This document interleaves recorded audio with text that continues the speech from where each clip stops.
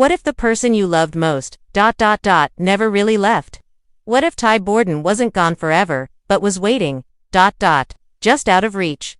Fans of Heartland still remember the day Ty died. It wasn't just a moment on screen, it was a moment that broke something in all of us. But what if there's more to his story? What if Season 19 brings the return we've all been silently wishing for? Let's dive into a powerful story, one that begins not with joy, but with heartbreak.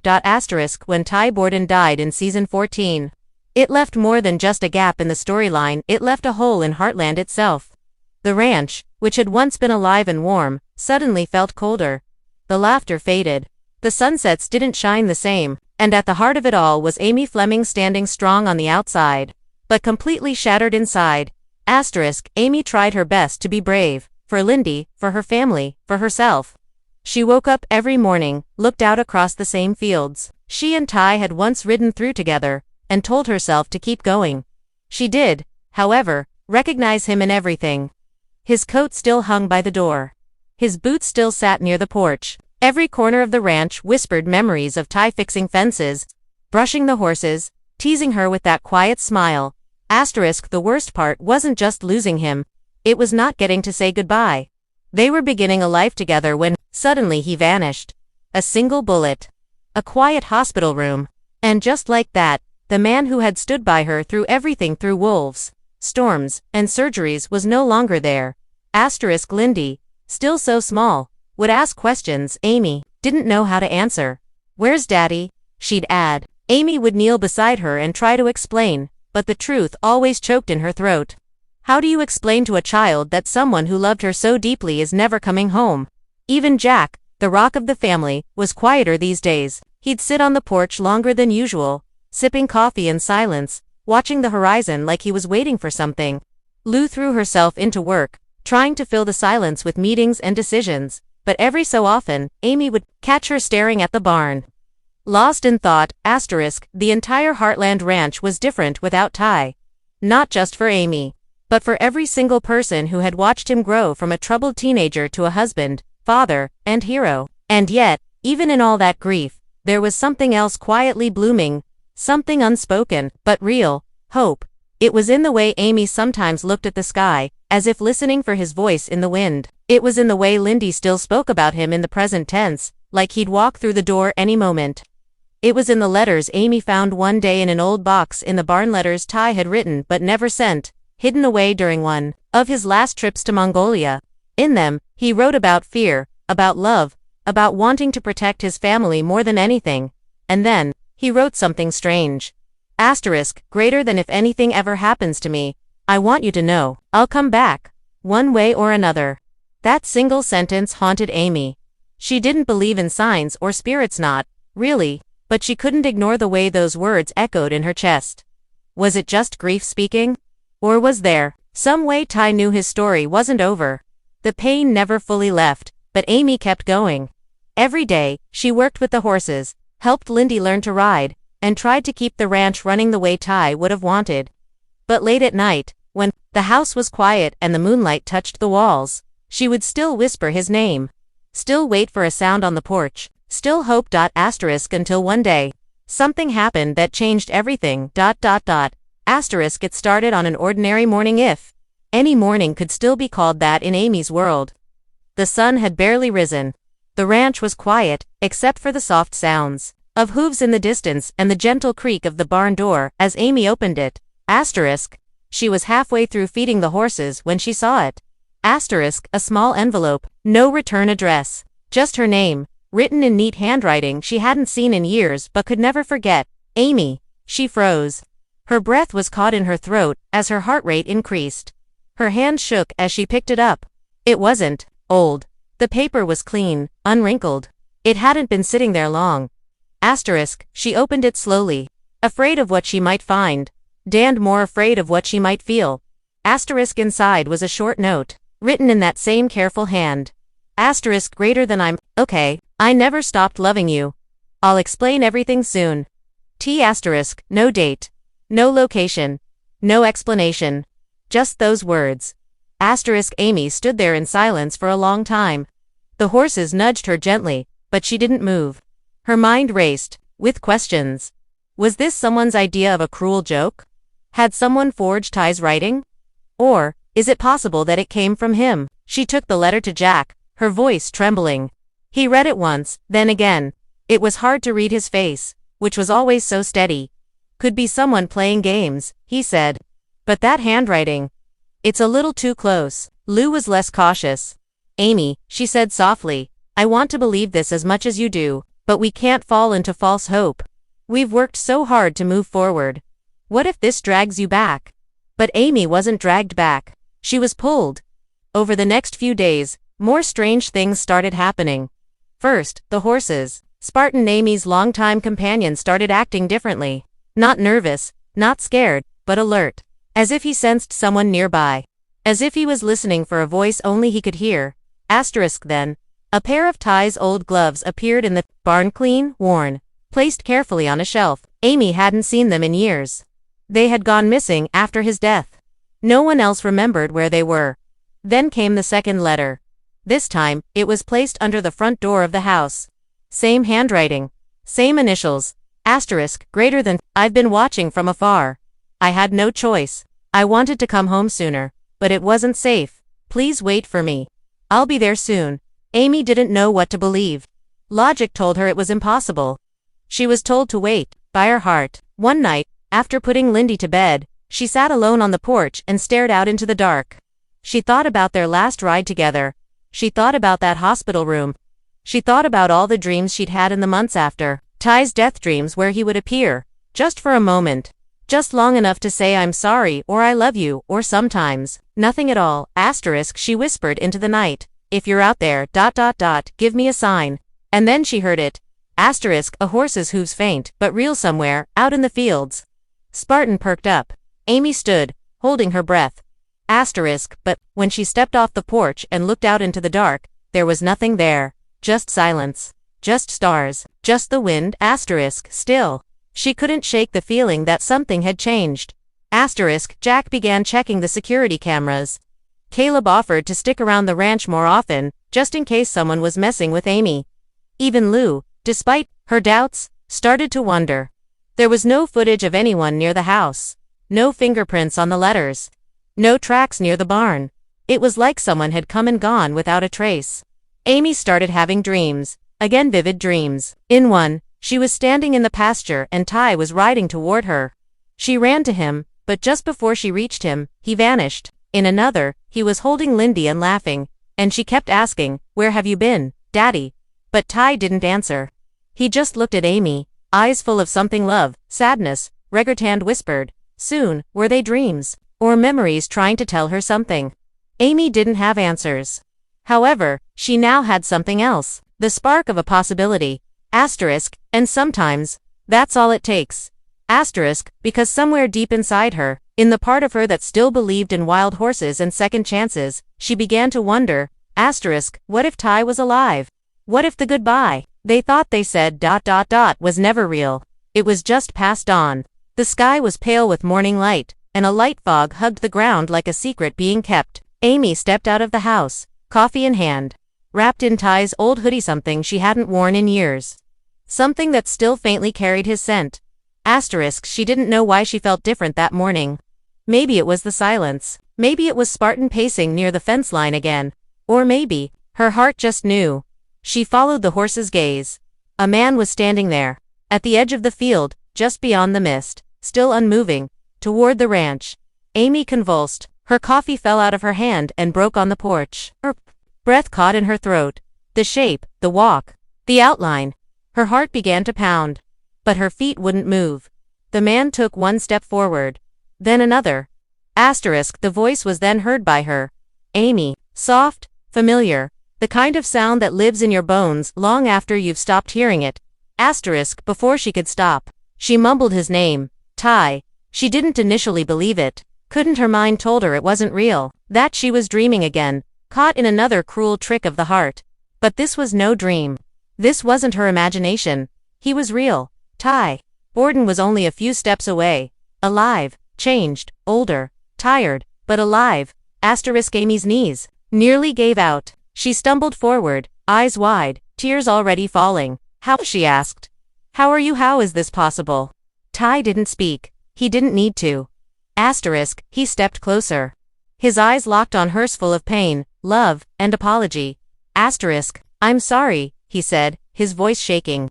I never wanted to leave you. But I had no choice.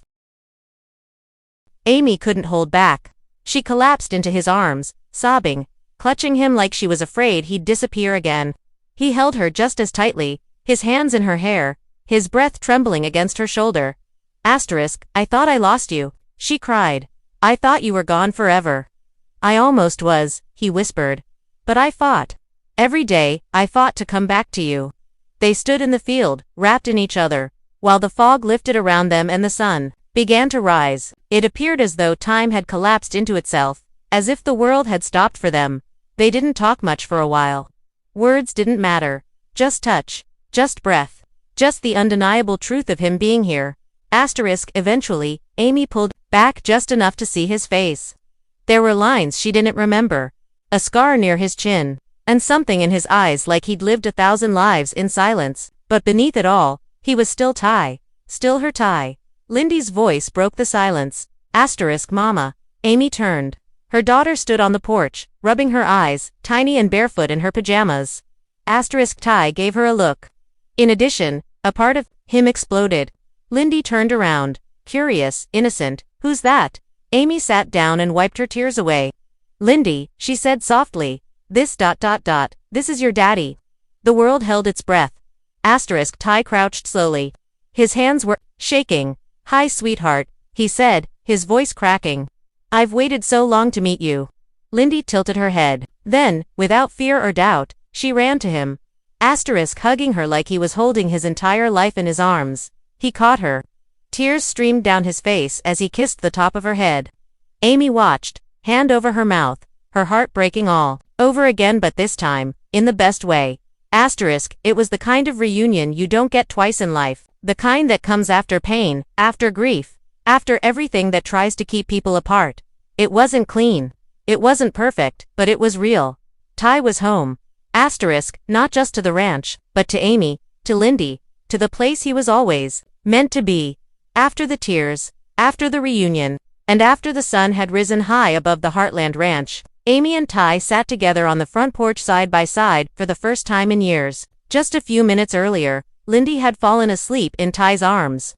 Her tiny fingers tightly coiled around his shirt as if she knew he couldn't leave again. Amy looked at him, her eyes searching for answers, her voice a whisper. Where were you, Ty? What happened? He took a breath, long, heavy, the kind you take before saying something you've never said before. I didn't die that day, he began. At the hospital, I came close. But I made it. Amy stared at him, eyes wide. They told me I know. They thought I was gone. I almost was. After I collapsed from the gunshot, the doctors worked on me for hours. My pulse stopped more than once, but I came back. Barely. Amy's heart raced. She remembered that day. She remembered holding his hand, feeling it go still. Hearing the words she never wanted to hear. I was transferred to another facility for emergency surgery. Ty continued. There was a complication. But I pulled through. Why? Didn't they tell us? Why didn't you come home? Ty looked down, his jaw clenched. Because I wasn't supposed to. I was visited by someone a few days after surgery. A federal agent. Amy blinked. What? There was a man someone I met during one of our rescue trips in Mongolia. He was involved in illegal wildlife trafficking. I testified against him years ago. Thought it was over. Turns out it wasn't. He had people watching me. Watching you. Watching Lyndy. Amy felt her stomach twist. They said, if I went back to the ranch, if I contacted anyone, it could put you in danger. There was a hit out. They put me into protective custody. Gave me a new name, new documents. Said it was temporary. But it went on for years. Amy shook her head slowly, trying to absorb every word. Why didn't you send a message? Anything. I did, Ty said. The letters, the ones you found. They were my way of holding on to you. I begged the agents to get something, to you, even anonymously. But they refused.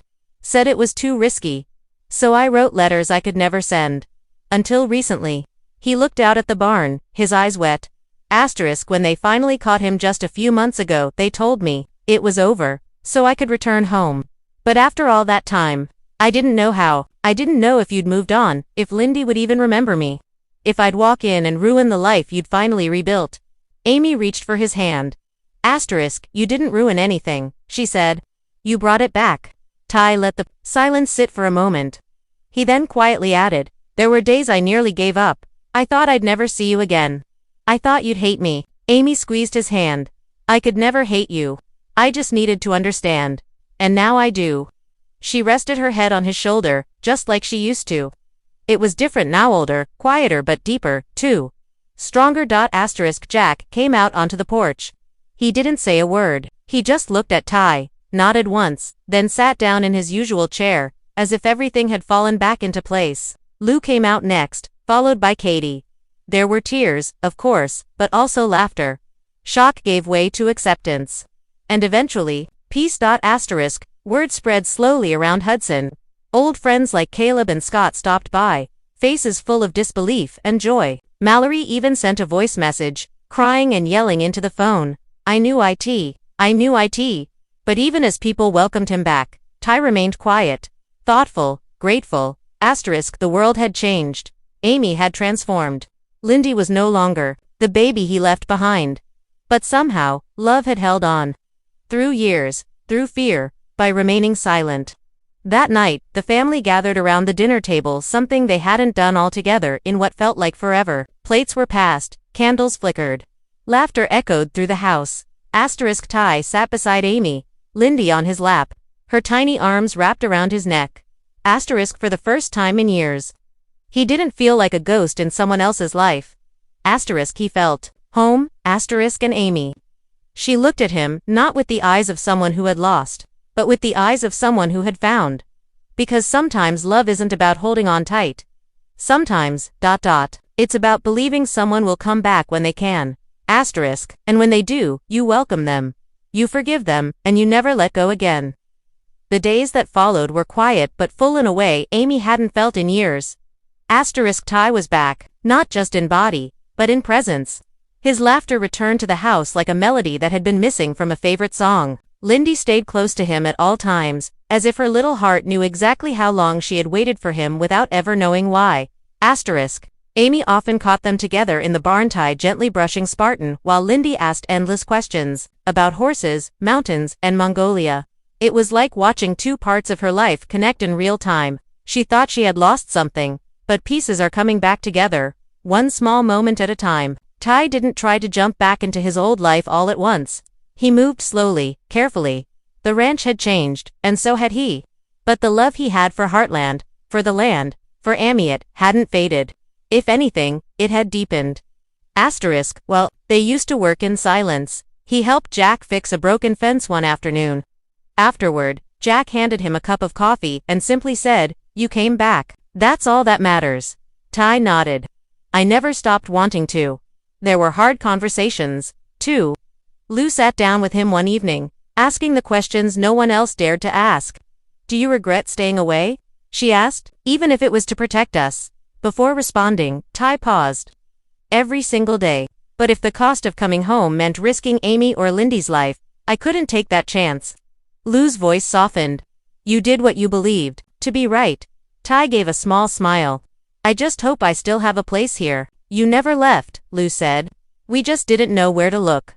Amy, meanwhile, found herself smiling more, laughing again. The weight she'd carried for so long had started to lift. She began sleeping through the night. The dreams she had now weren't filled with longing or pain but with possibility. She and Ty rode across the fields together one afternoon, just the two of them. No words, just hooves, wind, and open land. As they stopped near the river, Amy looked over at him and asked, "Do you think we can start again?" Ty looked at her, his eyes soft. "No," he said. "But I think we can keep going." Together, they kissed. Not like the first time, or the last time, but like two people who had survived something most don't. Two individuals who understood the significance of time, love, and second chances. That night, Amy tucked Lyndy into bed while Ty sat on the floor beside them, reading from one of her favorite storybooks. As he closed the book, Lyndy asked, "Are you staying forever now?" Ty looked at Amy, then back at his daughter. I'm not going anywhere, he promised. Ever again. Outside the window, the stars were beginning to shine. The ranch was quiet, peaceful, whole asterisk, and the Heartland ranch, long known as a place of healing, had once again worked its quiet magic. Asterisk this time. Not for a wounded animal, but for a family, and for every fan who had watched Amy and Ty's journey over the years, who cried with them, hoped with them, and felt the pain of goodbye. This was the moment we all waited for. Asterisk, a new beginning.